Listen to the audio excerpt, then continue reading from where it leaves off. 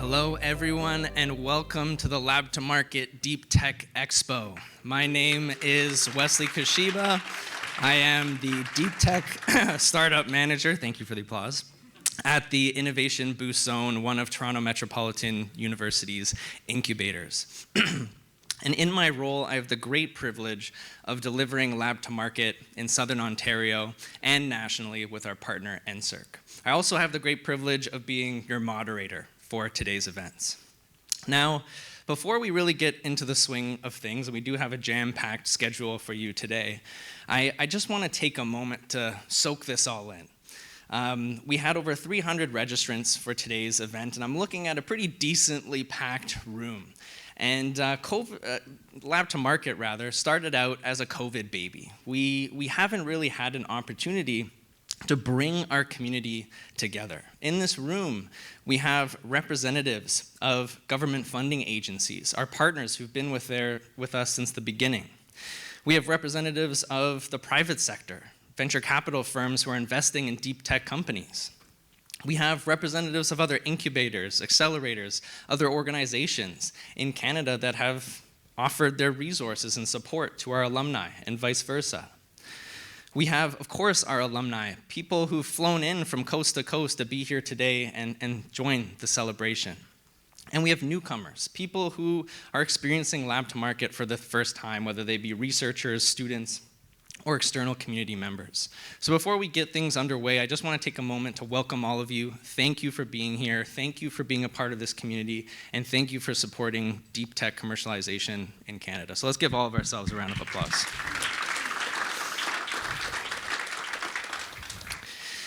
Now, originally this event was just supposed to be a lower scale live pitch competition for our summer accelerator program, but my team and I had the crazy idea to make this a much bigger thing. And the purpose behind that, the objective was to celebrate in our collective accomplishments. And I really want to stress collective.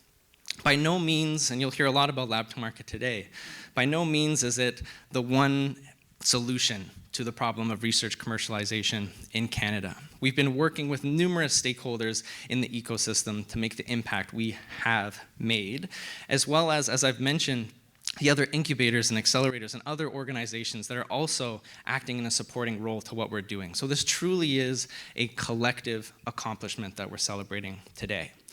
Also, having all of these stakeholders under one roof gives us the opportunity to not only reflect on the past and the things that we've done, but take a moment to discuss what still needs to be done moving forward in the ecosystem. So looking forward to those discussions. As I mentioned, we have a jam-packed schedule. It's going to start off with you listening to me for a little while. I'm going to walk you through Lab2Market's story. And it's going to culminate with me inviting 3 of our alumni to the stage to share their experiences with you that they had in our programs and where they're at now with their ventures. We're going to take a nice 30-minute break where I encourage you to continue to network. If you haven't already done so, please help yourself to our breakfast table, to coffee, tea. We also have that beautiful garden area that's also accessible to all of you. Washrooms are just down the hall on the left next to the escalators. After the 30-minute break, we'll reconvene in this room for a deep tech funding panel. We have representatives of both the public sector and private sector in attendance to talk about how the landscape has shaped or evolved in recent years and where it still needs to go. And then we have a keynote speaker, a very successful Canadian tech entrepreneur here today to walk you through their experiences starting their venture in Canada.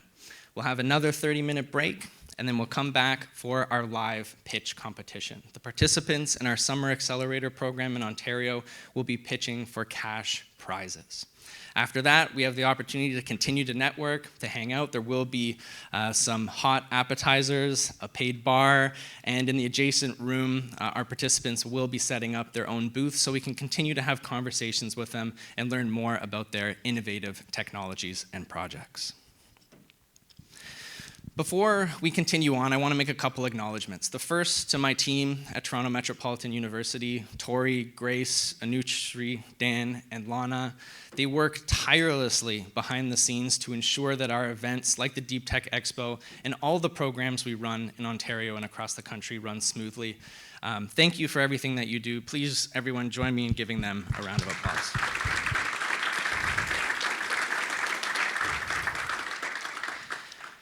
I also want to take a moment to acknowledge the land. Toronto is a part of the dish with one spoon territory, a treaty formed between three tribes, the Anishinaabe, Mississaugas, and Haudenosaunee, that bound them together to protect the land, and all newcomers are invited into this treaty in the spirit of friendship, peace, and respect. I want to take a moment to just thank our funders, MyTax, NSERC, Mindframe Connect, and the various regional development agencies that have been there with us since the beginning back in 2019. Thank you for everything that you've done in supporting research commercialization in Canada. Oh, there we go. Now this slide brings me a lot of joy. I was the very first hire for Lab2Market back in 2019, and we've really exploded as a team. We have representatives now and delivery partners from coast to coast. So I just want to give a special thank you to our broader Lab2Market family, Tarek and Harry from Toronto Metropolitan University and the Center for Engineering, Innovation, and Entrepreneurship, Jeff, Spencer, Mike, Emily, Grace, Schnell, Nassel, and George from Dalhousie University and Dal Innovate. Special shout out to Spencer and Emily who've flown in today from Halifax. Paula and Marie from Memorial University, Dimitri, Amanda, and Lauren from the University of Manitoba, Darren from the University of Alberta, Andrea and Anna from V1 Studios and Concordia University, and Jared from the University of Toronto. Thank you for everything that you do. Now, not on that broader team slide, but a part of the team nonetheless, I didn't want to have his picture up there twice, is John McCritchie, our Assistant Vice President, Zone Learning and Strategic Initiatives. I like to refer to Lab2Market as a startup. I truly believe that it is. And if it is, then John McCritchie would be one of our co-founders. Please join me in welcoming John McCritchie to the stand to say a few opening remarks. But it is really great to be up here and to see everybody that's here and to see this session come together today. And one of the things I'd written down or I'd noted as I was thinking about this, it very much, even though I don't consider myself an entrepreneur and I can't claim that cred, I look at this and I look at what we've gone through over the last, it's actually now over 5 years since I had the first conversation with Jeff Larson at Dalhousie about putting this together.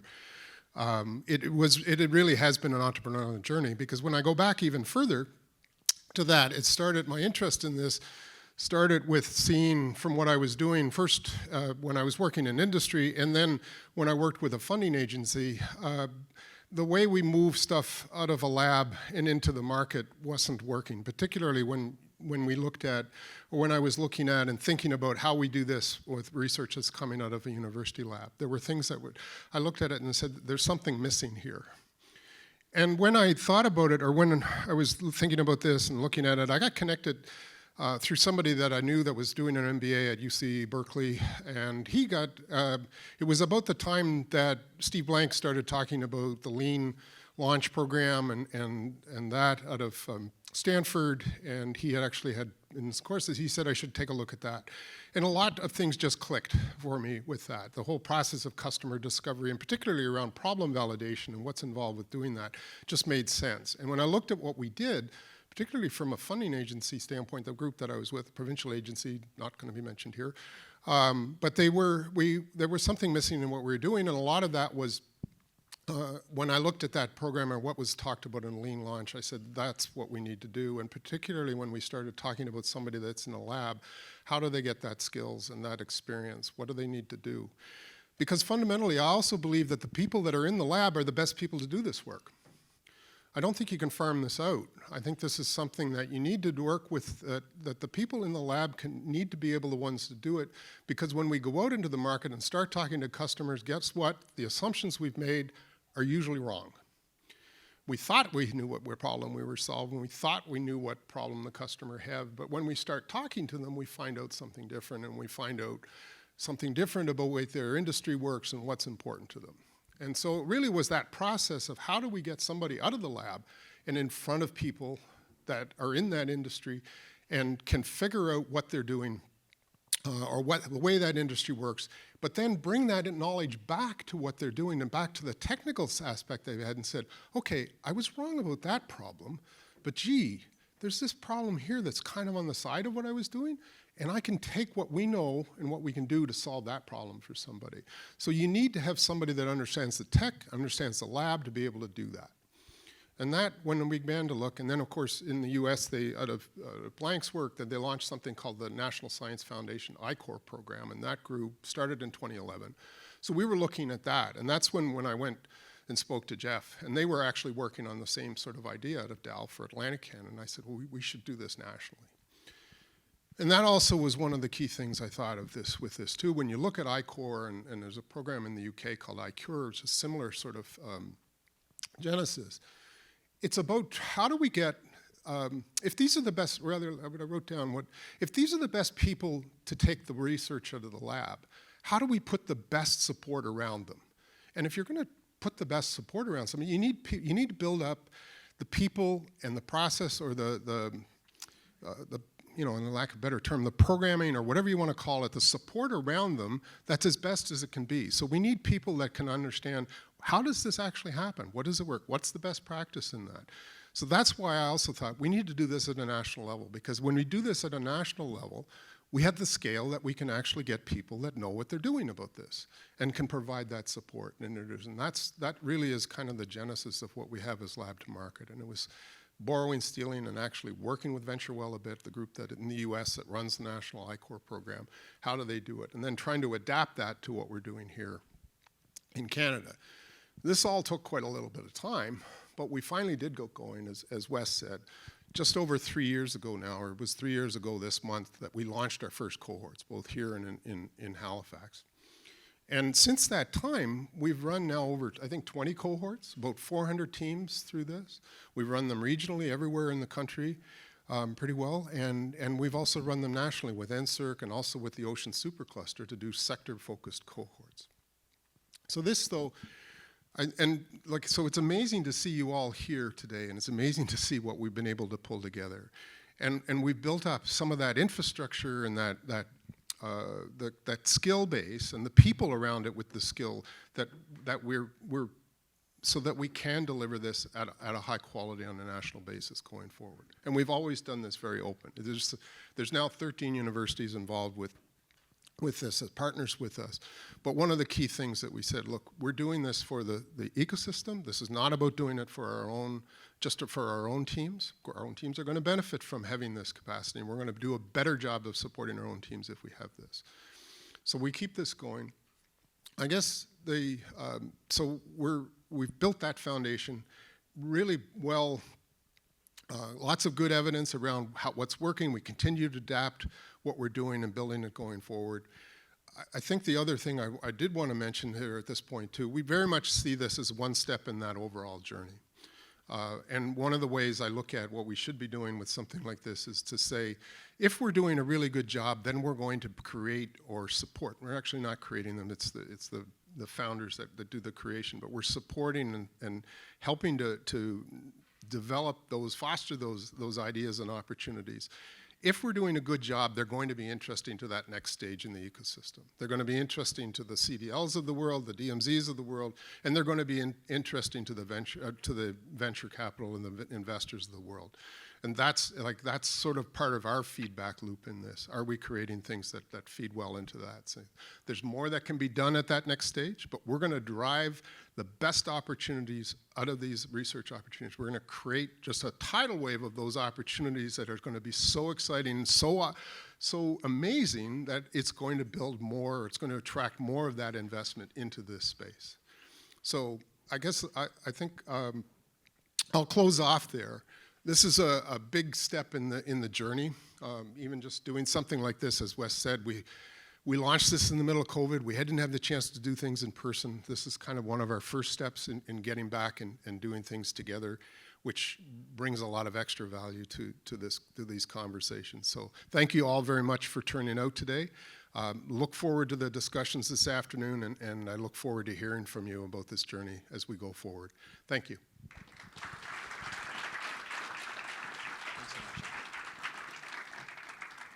Thank you so much, John. So John did a great overview of our story. I'm going to go into it in a little bit more detail. And I know many of us in this room are well aware of this fact, but I like to start our story focusing on the problem, the reason behind Lab2Market existing in the first place. And so, again, I think it comes as no surprise that for the past 2 decades, Canada just really hasn't been matching up to other countries globally in regards to our research commercialization performance. We're actually the only country in the OECD where our research commercialization performance has continuously gone down over these 2 decades. And that's been extremely worrisome for Canada. And as a result, numerous innovation policies and reports have been issued. More money has been put in to applied research over the years. And the result has been the maintaining of our academic standing in the world. Today, we continuously rank within the top 6 countries in terms of our research impact, but yet the problem of research commercialization, and what I mean by that is our ability to translate our research out of the lab and make an economic impact on Canada's economy, has still been dwindling. Now, the root causes of this are debated, but I just want to go over a couple of them here, which I believe have some merit. Number 1, the culture in Canada. The academic landscape, as again many of us know, is very much incentivized by publications. That is the measure of success. And the result of that is commercialization can sometimes be seen as something very separate, 2 distinct worlds, and they don't meet. And what happens as a result of that is we have this incredible pool of Canadian highly qualified persons, master's students, PhDs, postdoctoral fellows, who are trying to compete for a very select number of jobs in academia, and are not many, and they're entering the workforce. And industry time and time again keeps saying that they're lacking those translational skills that are needed for those roles. Translational skills such as communication, problem solving, teamwork, the things that can be learned in attempting to translate their research out of the lab and bring it to market. And these 2 trends have influenced the third. As a result, we have a lack of scientist-entrepreneur capacity in Canada. We're just not creating as many deep tech startups as other countries globally. Another root cause, and this is probably a very common graph that's used in our ecosystem, but the valley of death. We have a lot of money going into supporting basic technology research, concept research. We have now, with our shifting funding landscape, there is private capital available for deep tech companies at the later stages. But in the middle, when these teams are trying to find problem solution fit, when they're trying to figure out their business models, trying to build a market-ready product, there's not a lot of resources and support for them. And that is the hole that Lab2Market is trying to fill.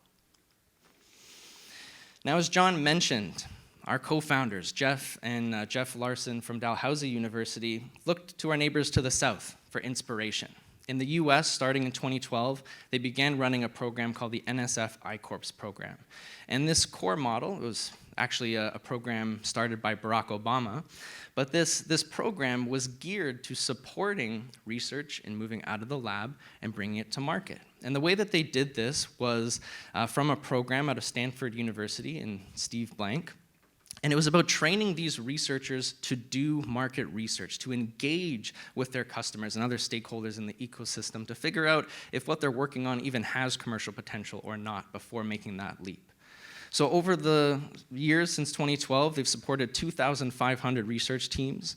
They've now created over 1,400 companies, and those companies have gone on to raise more than $3 billion in funding raised. So we took a great deal of inspiration from this program. And working with various funding agencies that also saw these trends, also saw these gaps, and believed in not only filling that valley of death, but also providing that entrepreneurial training and support, we partnered with MyTax and various regional development agencies to deliver the first version of this program in Canada. And NSERC and Mindframe Connect have also recently joined the fold. So we now have Lab2Market, Canada's first national-level research commercialization program.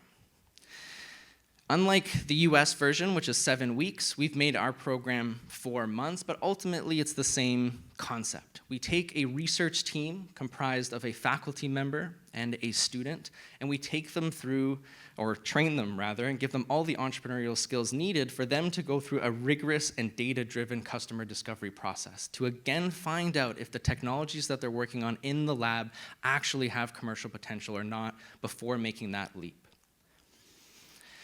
As I said, our participants have to apply as a team, and the special thing about this program is that faculty members, which we call our technical leads, they have tenured positions. The incentive structure isn't always there for them to leave that position and start moving and focusing on a startup and translating that out of the university.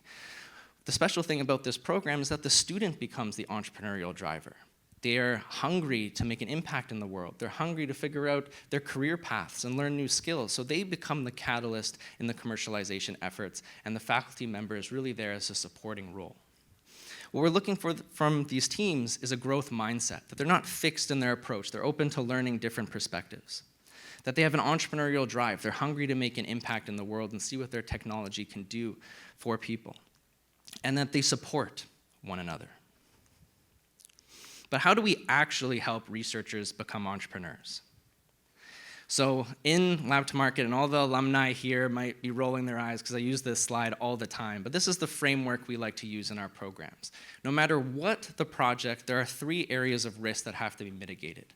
Number 1, market risk. Are there enough individuals or organizations out there in the world that have a severe problem that you can solve with your technology?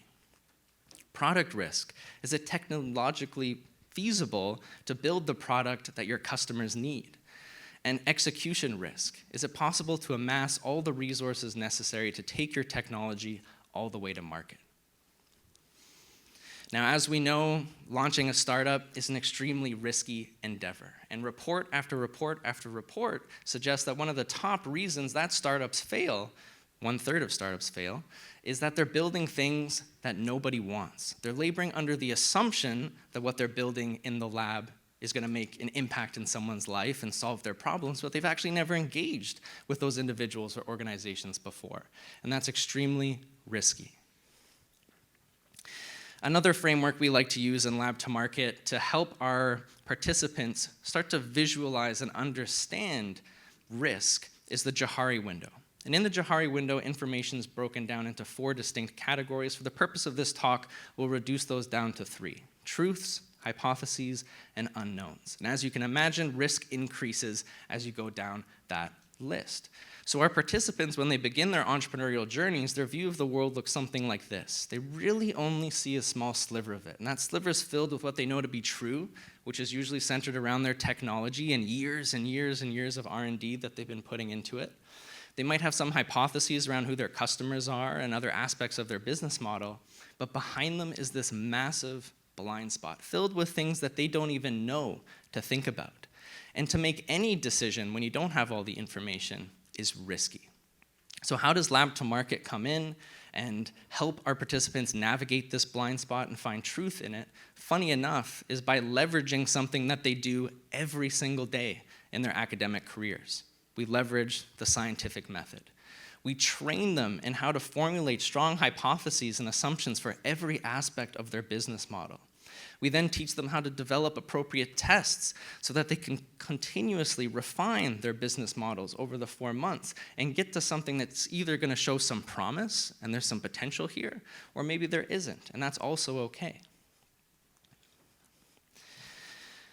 So in conducting these tests, and I like to say entrepreneurship is a human endeavor. It's efforts made by human beings, surrounded by human beings. So these tests come in the form of engaging with our customers and other stakeholders. And as you do that, information in your blind spot comes into the light. You can use that information to formulate stronger hypotheses. When tested again, can become truths that you hold on to as a business. And in doing so, risk gets reduced. You can start to move forward with validated learnings and actionable insights and have a higher probability of succeeding in your respective space.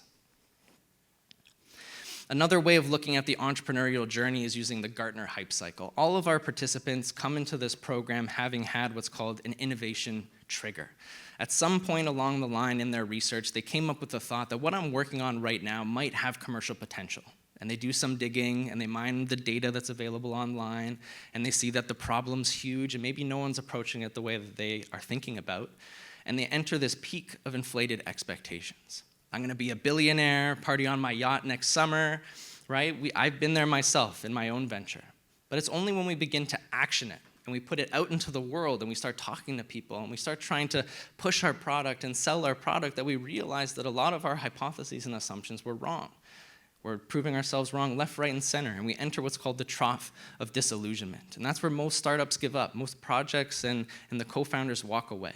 But the ones that persist, continue to apply what they're learning to their projects, enter what's called the slope of enlightenment. So at Lab2Market, what we're trying to do is trying to shorten that period of time in the trough of disillusionment, put our teams through a little bit of a pressure cooker, force them to have these conversations with their customers and other stakeholders so that they can learn extremely quickly before committing and putting lots of resources and time into starting their ventures.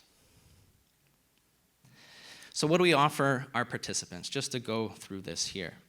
I truly believe we offer a world-class curriculum. As I mentioned, we took inspiration from the NSF I-Corps program in the US, and we've tailored it specifically to the Canadian ecosystem.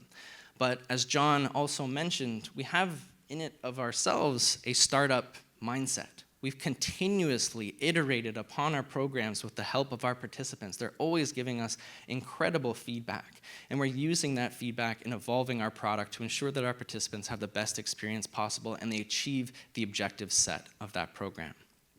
So we have world-class lectures, talks, workshops, and the special thing is they're all delivered by practitioners, many of them here today, people who have been there and done it, serial entrepreneurs, product development experts, experts in raising capital, scaling companies, you name it, people who've been there, done it, and are passing on their learnings to our participants. We give our participants funding to devote the time to doing these entrepreneurial activities. Take that time out of the lab, devote some time to these entrepreneurial, customer discovery-based activities. We give them access to best-in-class mentors, subject matter experts, industry experts who can point out gaps in their thinking and help push them and steer them along in the right direction.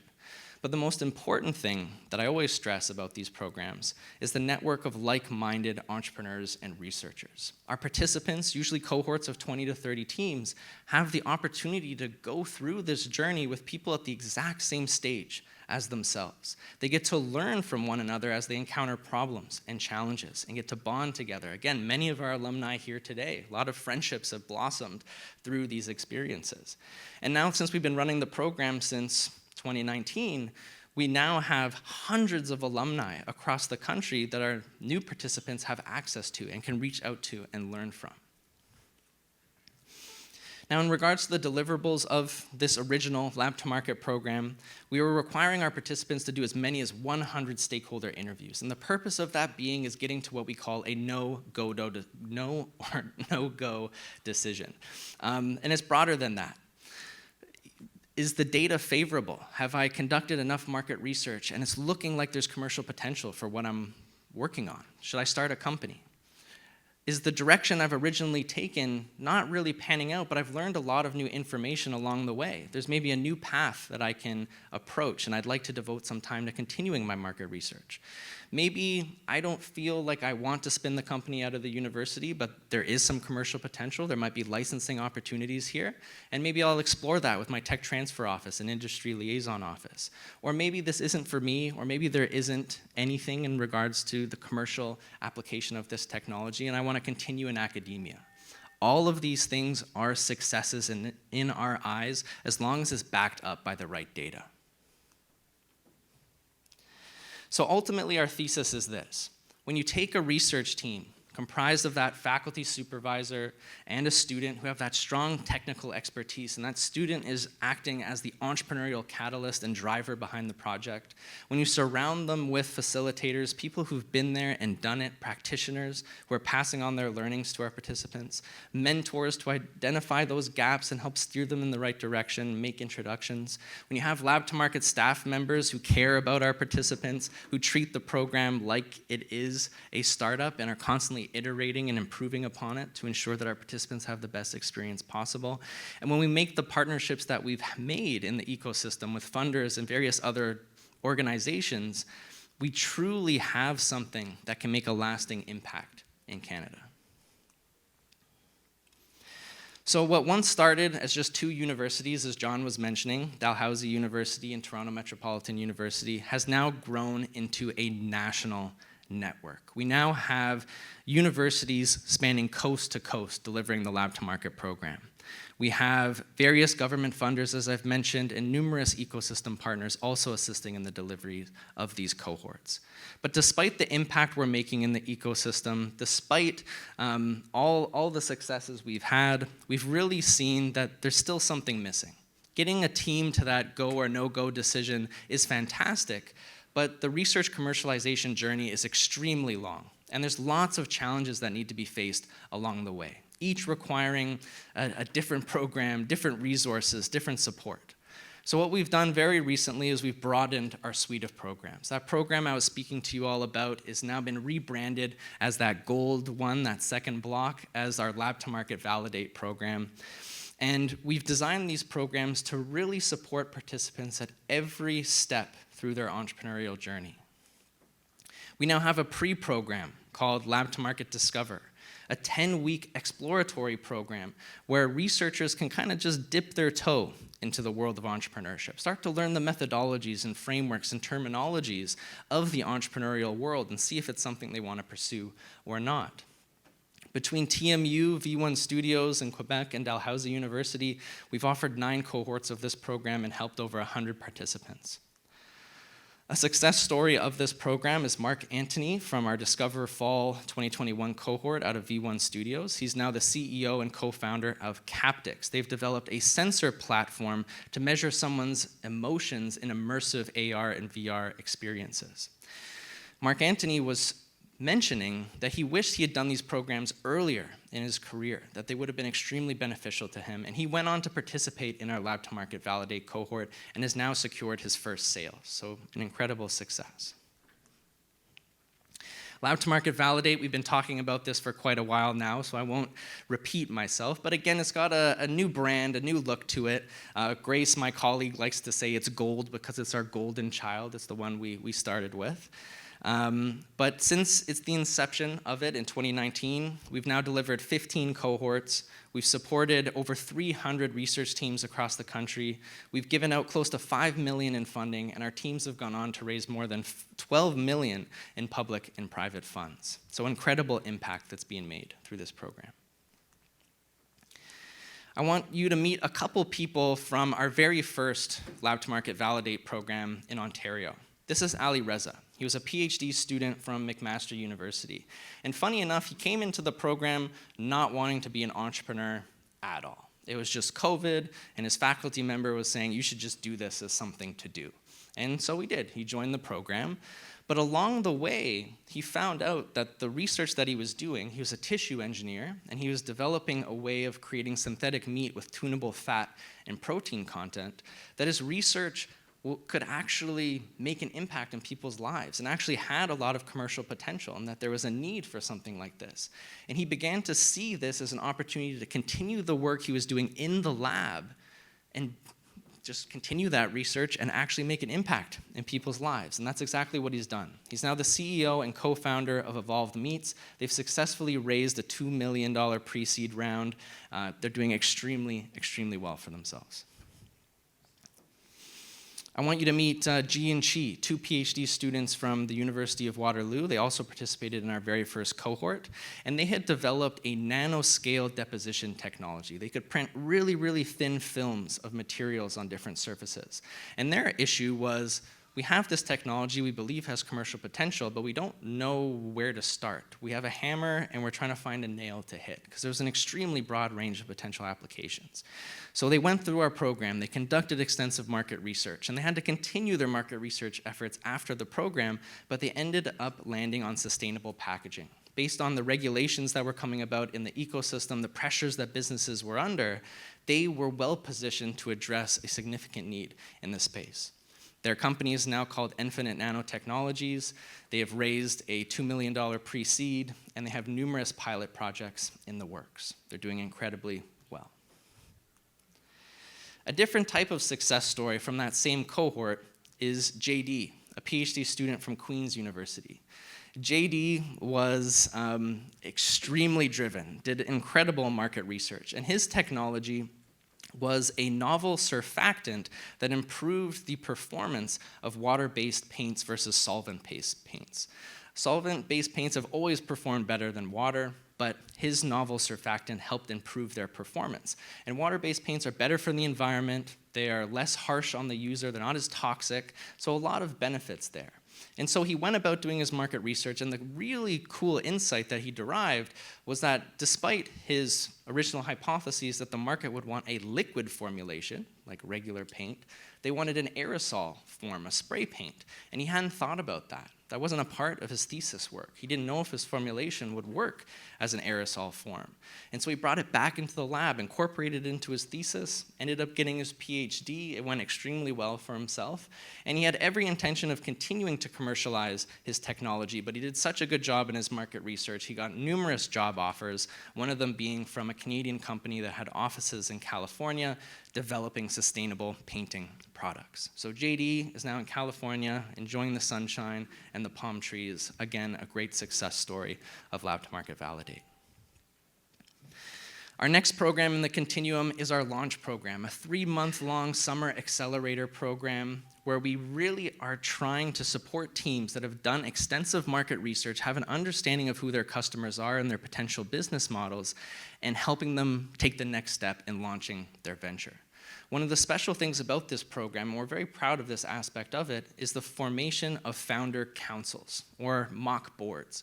We surround each member, each participant in these cohorts with multiple mentors, and they meet with these mentors on a monthly basis. They set objectives together, and they hold each other accountable to those objectives. So we're able to actually create an environment where we're actually able to make that launch pad for these teams. And you're going to hear from them later today in our live pitch event. But a success story, actually, I'm jumping the gun here. Before I do that, the impact of the program. So we've run 6 cohorts now between Toronto Metropolitan University and Dalhousie University. We've helped close to 60 research teams and startups.